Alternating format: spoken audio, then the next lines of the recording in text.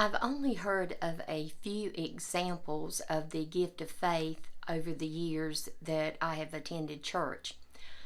An elder at one church was diagnosed with lung cancer, and he stated that he knew from the moment of the diagnosis that he would be healed, and he knew that he was given the gift of faith for healing of the lung cancer.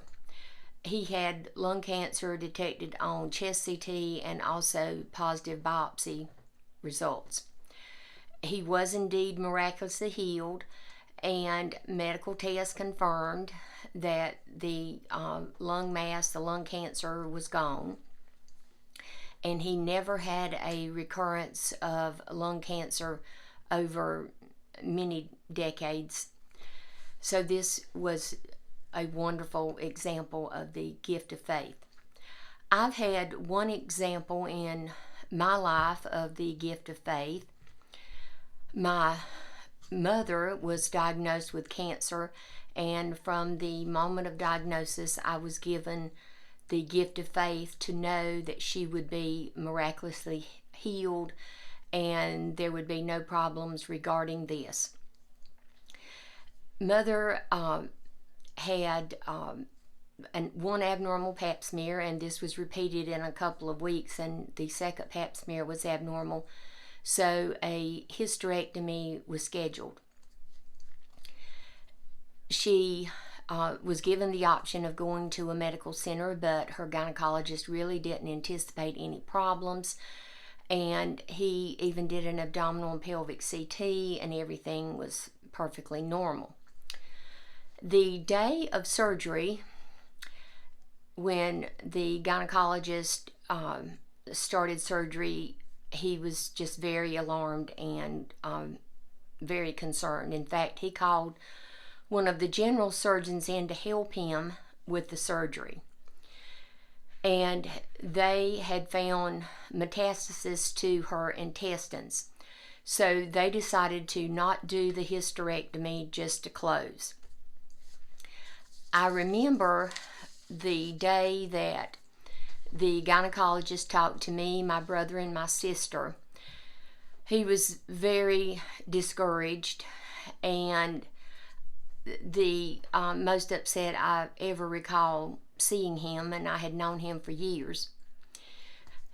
The Lord immediately gave me the peace that this was going to be okay, that he had this in control, and that Mother would be healed of this cancer.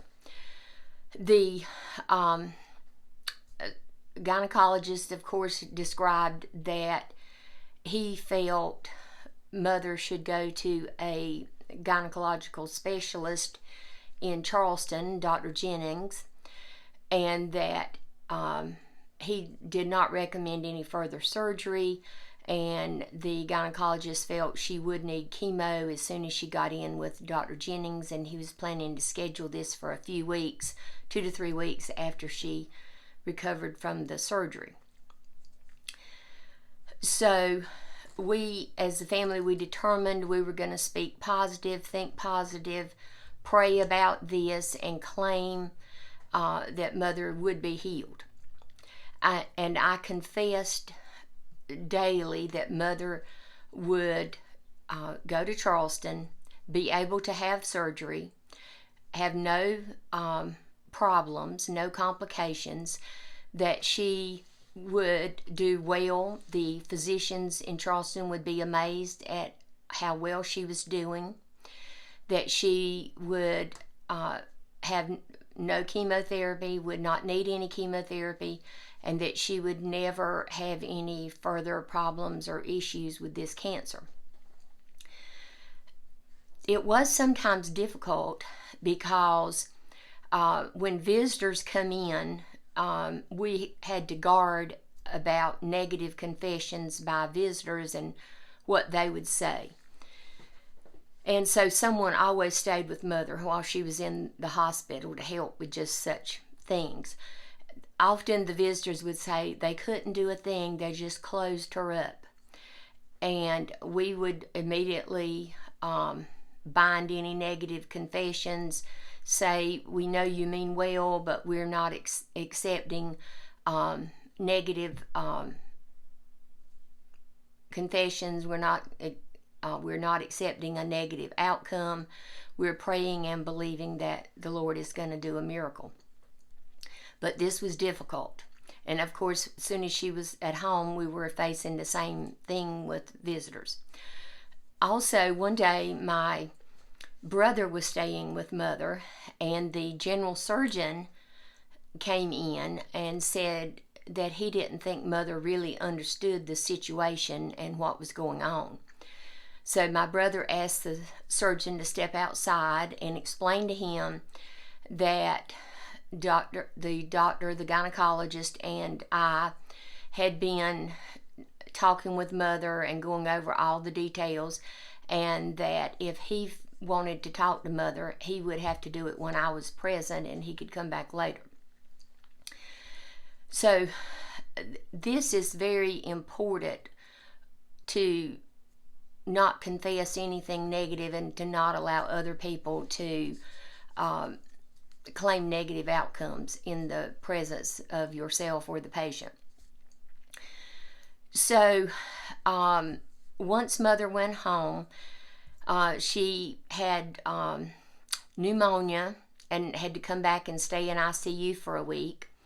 But she improved quickly and went home about 2 days before it was time for her to go see Dr. Jennings in Charleston.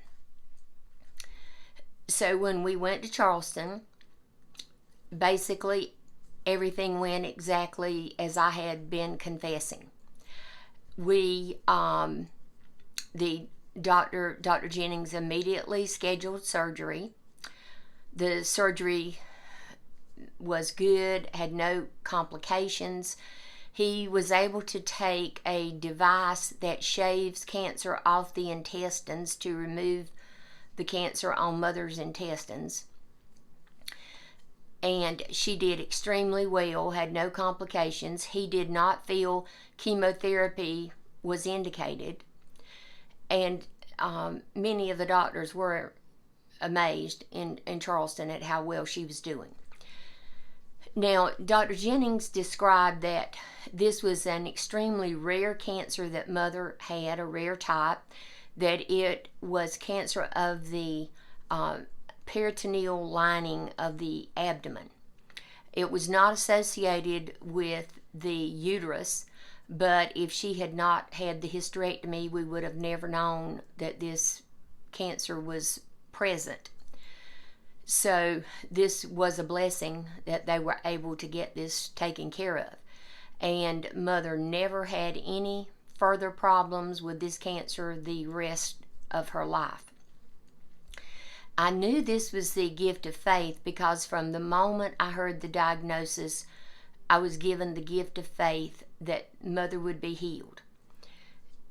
This was important because the gift of faith can sustain your faith, sustain your prayers, sustain your positive confessions. And this was a wonderful gift for Mother as well as me to sustain our prayers and our positive confessions. So the gift of faith is similar to the gift of healing, but it is different. But the result is the same with a miraculous healing. Thank you for watching my video. I hope you have found this helpful. You may want to see some of my other videos on YouTube on the Holy Spirit. And I also have a book, The Holy Spirit, God's Gift for You. If you have a lot of need for healing or questions on healing, I do talk about that more in the book, and I have about 4 pages of healing scriptures listed at the end of the book. And I hope this is helpful. Thank you again.